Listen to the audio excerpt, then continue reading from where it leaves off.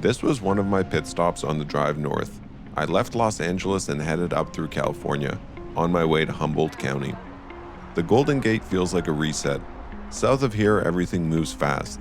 North of here, things start to slow down. This was the halfway point, a moment to stop, take it in, and get ready for where I was headed next. Because the further north you go, the more California changes. The roads tighten up, the air gets cooler, and the pace drops. And then you hit the redwoods. Some of these trees are over 2,000 years old, over 300 feet tall, the tallest living things on Earth. They were here long before Prohibition, and they'll be here long after.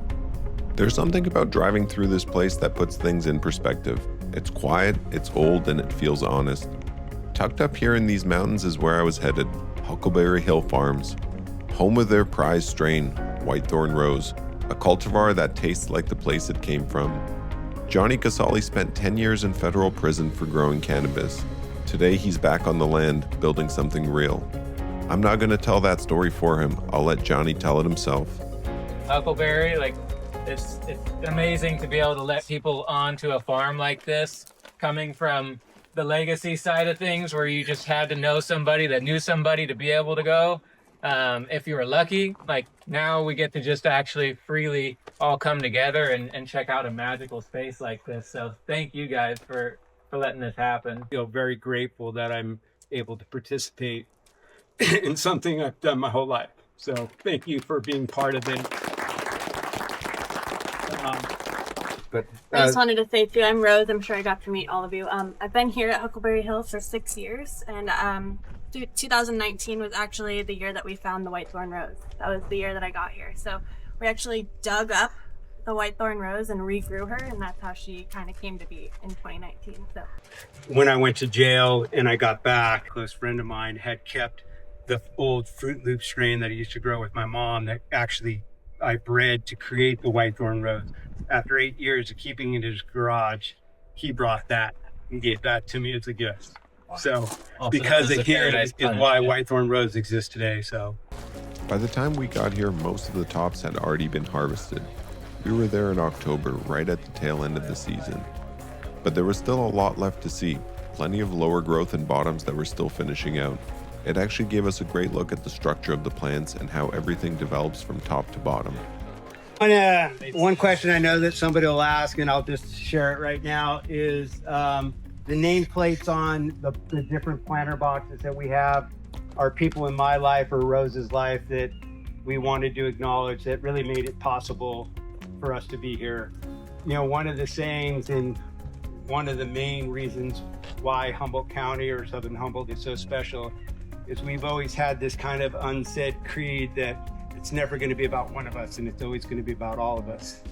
And that's kind of, the weed is amazing that comes out of Humboldt County, but this community that built this county on what this plant gave us is really the true magic. We built the technical rescue teams, we built the fire departments by our donation, the schools in the hills. And so it's really hard, having grown up here, to see, you know, $5,500 a pound go down now to $250 a pound, because all those different groups that still need our support are kind of struggling now and going by the wayside. So the thousands of families that I grew up with are all struggling to try to find a way to make it. So we just wanted to honor some people. They kind of come in and go out, and it's embarrassing when that person comes back and looks for their planter box and it's gone. But, the first two, this is my mom, Marlene, and my dad's over here. Unfortunately, they both passed away. My mom passed away on a boating accident, and I really wanted to, when I decided to get permitted, I wanted to make this about her legacy, about somebody that taught me how to grow this plant and how to nurture this plant and to care for it. And it was never about a certain SOP that I had to follow by. She really taught me how to read the plants, and every different cultivar needed some special different attention, and kind of how I learned how to grow by experimenting around, having tons of failed crops, making all kinds of mistakes, but picking up one or two things. And what made a lot of us small farmers successful in Humboldt was we all talked to our closest friends, right? Said, don't use this or don't use that, or use this or use that. And so it's this community that enabled all of us to become pretty good growers. So, Question. anyway. Why do the plants look like that?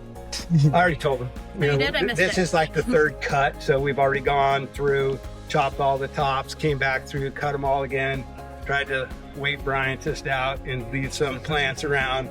So Monday morning we got a crew coming and we'll probably take the rest of it. So feel free to not touch them too much, but feel free to smell and all that stuff. And we'll get you guys up there. And Rose wants to do a little sound healing and like an opening ceremony.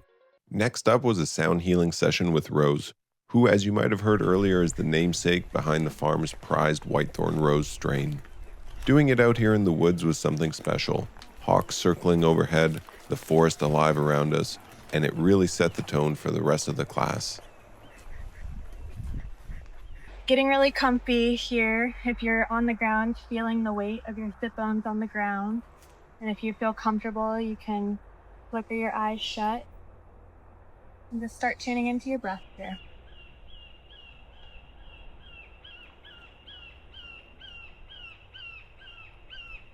Thank you, Red Hawk.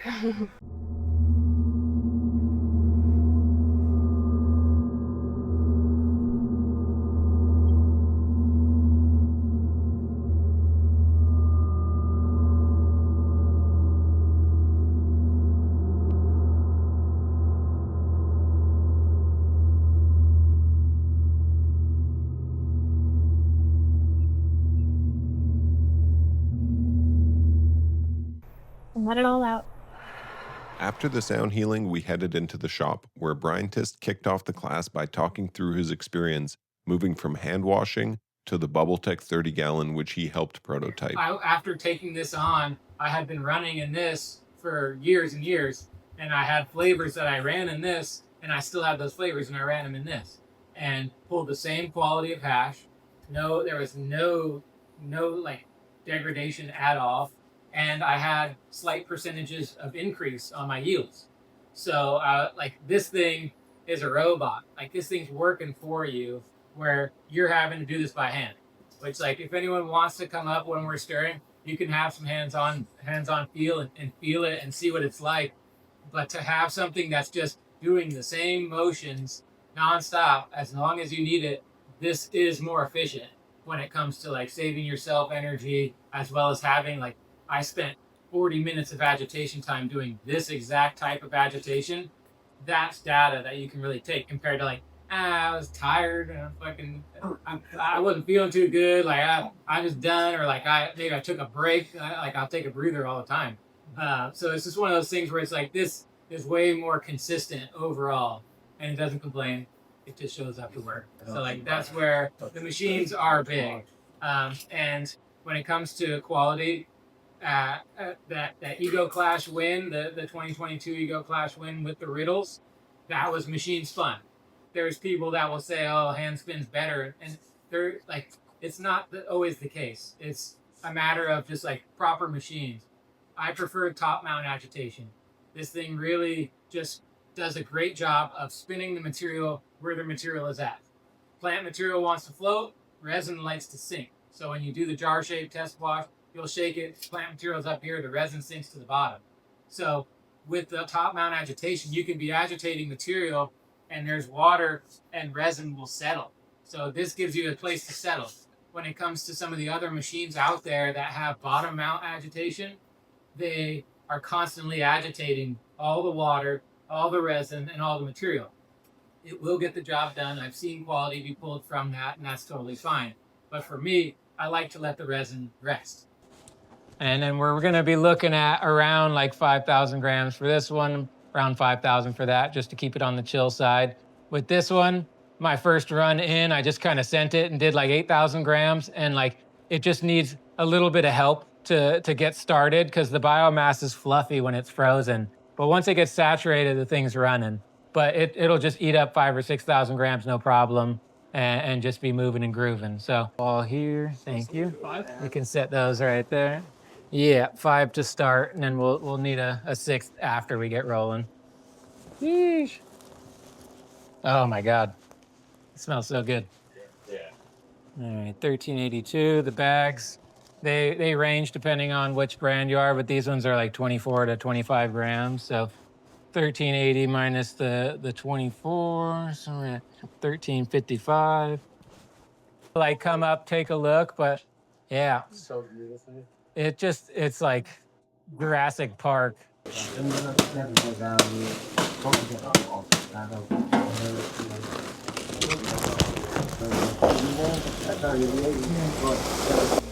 I've always found it hard to capture the beauty of fresh frozen on camera. The lens never quite does it justice, so you might have to take my word on this one. But trust me, this whitethorn rose was something special. The aroma was unreal, bright, floral, and alive in a way you can only get straight off the plant. Oh, baby. First things first, you want to make sure the ball valves are closed, because if you'll, at some point or another, you'll start and then you'll be like, why is there water on the floor? So these guys are your best friend in the lab. They you can have whatever plugged into it. So I have like the sending pump plugged into it. I have the extraction pump plugged into it. Double check that valve. Start a rough 10-minute timer. And I left it, the water level's about right here.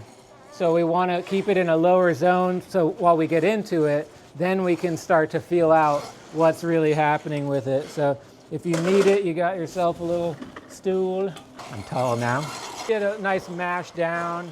Get it saturated, stuff goes flying too. It happens. I toss the motor in here. And that one is at a good zone where it's moving around. We can add more ice to it, more water to hit the exact right level that we're looking for. But clamps are a nice vibe. It seats so well and it's so heavy that I've done it without it and it's been okay, but it's good to have a clamp on there just because. So usually I'll turn it up to 80 to 100 just to get the actual momentum going. And then once it's all free spinning, I'll bring it back down to 70 to 80.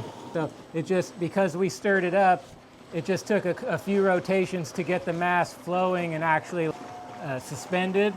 And now it's spinning just fine, no hesitation, no restriction. So a nice little hand spin on it is good. If you filled it up with 7,000 or 8,000 grams and just turned it on, it has difficulty. Almost all machines do if you overload them without extra help. So it's just good to get into it. 70 to 80%, I'm not sure, it doesn't exactly mean RPMs on it, but that's just in the power zone of what it's outputting. So nice. 0 to 100 real quick. I'm gonna snag one more bag of ice real quick. Hi, River, what a good boy. See, that's the beauty of a machine. You can walk away and it'll keep working. How you doing? That's what I was thinking. It takes some elbow grease to actually do this on a consistent basis. And I've done 2 40-gallon buckets at the same time, and I'm just stirring in one and I'll bounce back to the other and just hit them in periods. But I just do one run. So it's like between the 2 buckets, I just do one run, and that usually is a couple hours washing and setting stuff up and tearing down. This is the fun part. That would have been my only feedback. Sure. I thought the video looked a little bigger. I was like, oh, great. If anyone wants to come over and take a look, feel free to pop your face in there. You'll see where it's agitating at a specific level where it's not too crazy. Of course, right once I brought it. He's getting after it. Now it can use a little more water in it too. It's a little bit of circular, it's a little bit of back and forth. Sometimes you can get it going all the way. It's about whatever you can feel. Thank you. That's dope. That's fucking fire. That's fire. Yeah, if we enter this into a competition, you'll all be a part of it. Fucking. That's like sitting at the bottom. Yep, yeah, so that's just like you get them on Amazon. You put them on like a freezer or something, and you put the probe inside, and it'll always tell you what the temperatures are in there. So this is just going up and then down inside of the mesh basket. So it's not inside getting caught up on the blaze. So it's between that wall. So it's just telling you what the temperature of the ice water hash is in there. And it's down towards the bottom. Yeah, it's just extra. Usually it's just, I know this one's doing the same thing and they're the same temperature, but it's just it's extra peace of mind. So old head told me the phone is nitrogen coming out of the flame. I think it's more of a terpene thing because just like terpenes are a solvent, just like a limonene, like those things, they foam up. Okay. And when they're released in it with agitation, so it's also like it could be nitrogen, it could be the plant releasing some of those compounds, so it's possible. Yeah, no. These are the large size, so they're made for this tray. They have different sizes, but this one I know that if you do about 3/4 of an inch, it'll fit long ways and wide ways just perfectly. Our trays are already pre-chilling. They've been cold and getting chilled up this whole time. We're gonna now get things set up. We're gonna put the bags in, we're gonna start draining, and we're gonna see some pretty water. All right, 45U first. This has the adapter, so you can run 10-gallon bags in it. And I've actually been putting the 20 gallons inside of that, and it works great. And it actually keeps it off the walls, so it has even better flow. So when you're looking at your bag orientation, there's always, the color is one thing that tells you what size it is, as well as it saying 45 micron. So what you want it to be is like when you put it in and you flip over the edge, it says on the outside. Just helps visually, keeping things just on the up and up. So we'll toss that in. Saying this rim really helps hold it all away from the wall, which is really helpful because if it's trapped up against the wall, all your pores of the bag are trapped. And then if there's resin in there, it really gets even more trapped. Hi, River. Thanks, bud. Oh, you're good. Dogs are a part of hash making. So the cool thing with it being round but having these bars, one, it obviously keeps it up, but two, it makes it so that this string that's tightened is like a triangle. So it goes under, so it's strong. It's not gonna get pulled out. Because sometimes when you're doing your collection, the hash and the water will yank your bags down. And then if it pulls one of the other bags out of place, you could lose your yield. All right, so 45, 73. I have one against my own wool. Start to get it snugged up. 73. Now the next will be the green, which usually that's 90. And as you can see, these came with the Hashtek situation, and these are the slightly staggered bag sizes. So those ones are longer because they're on the bottom, so they need to hold everything. And as you get these bags, they will level up and be shorter as you go so that they're not sitting on themselves. If they were all the same size and you have a bunch of 90s sitting in there, I've seen bag sets that, when we were doing mass runs, have 5 pounds of wet hash just sitting on itself, compressing. And that's not the vibe. And you gotta either try and rehydrate it and pull it out. It makes a whole bunch of extra work for yourself. All right, 90s in, send it around the outside, which like, if we didn't have this ring, you could open up the bag set and put ice in there. And we're doing this just because I know that we're gonna put a resin through it and we're gonna pull the 90 out, but everything else is just gonna stay chilling. So if I were just gonna collect it all, I'd put some ice in the top just to have cold flowing through it, but for the most part, this is mainly for when it's getting to chill. So now the awesome part of having the lift tables, 1100 handles this a lot better just because it's a lot of weight, good amount of hash and water and ice in there still. So better to be on the safe side and go stronger than what you need rather than getting in a pinch. Should be good. That's sending out. So that flows out pretty darn quick. Because you used to have to you drain it, then you gotta pull a bucket of water outside and dump that out somewhere. So that thing already pulled the water out super fast. That pump moves quick. If you need to, since it's set aside, you can massage it a little bit. Snugger the better. Turn now. Chilling. Now this can go back down. It's still getting worked in. So if you go too fast, it starts to get all wobbly bobbly, just like bouncing. But if you just go nice and smooth, like that. All right, so we've successfully done our first wash. Yeah, that smells crazy. I would recommend to not have music in the first good portion of your learning period and getting used to stuff and dialing things in. But like once you know the sounds and what's going on and you're not worried about helicopters, you can do that. We still, like, anytime you hear a helicopter, you're still looking no matter what. Like, that's just how it is for us. Yeah. But like, it's still, this is a beautiful day and age that we can actually all be here and make hash together. Once again, I'm really grateful for everyone showing up. We decided to isolate some of the 90 micron from the first wash and save it specifically for melt. Here you can see Brian giving the top bags a quick rinse, then setting them aside so we can collect just the 90. What came off was a beautiful tray of pure white thorn rose melt, and that subtle pink hue was something else.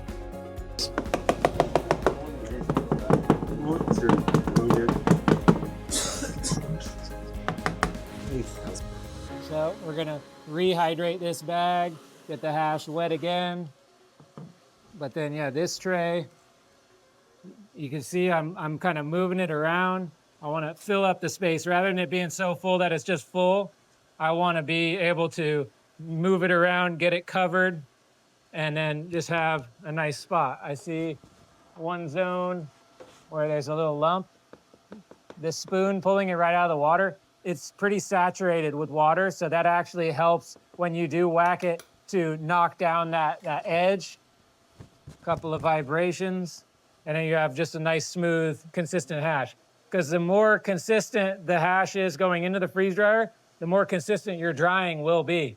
If you got clumps and chunks and pancakes and shit, Whitethorn is one of those ones where you could pretty much just do a full spec, and she's just absolutely amazing. Yeah, this stuff is going to be some really pretty 90U for sure.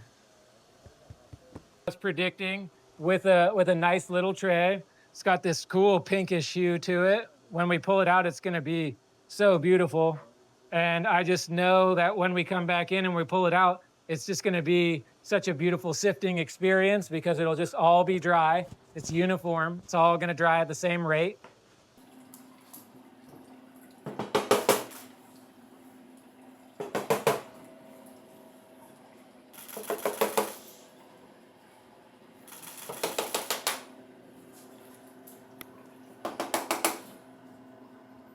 On a mission to not overload it. I could always like just fill it up and keep putting scoops in until the whole tray is actually full, but I'd rather, knowing that I have space in the freeze dryer, I'd rather just take that extra space so I know it's going to dry and be done.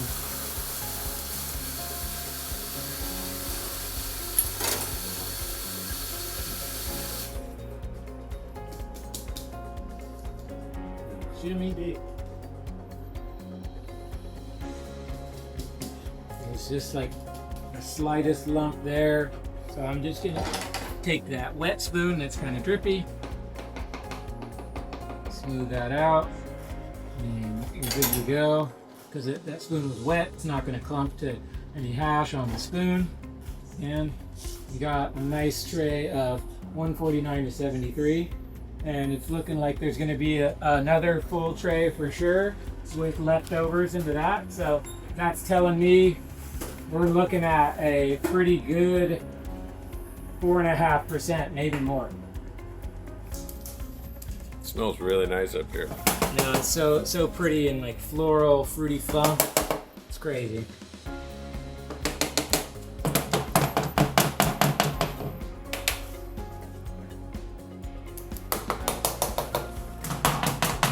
Very rewarding. So that little box just really kind of brings it down nice and smooth again. So then it's all just super uniform.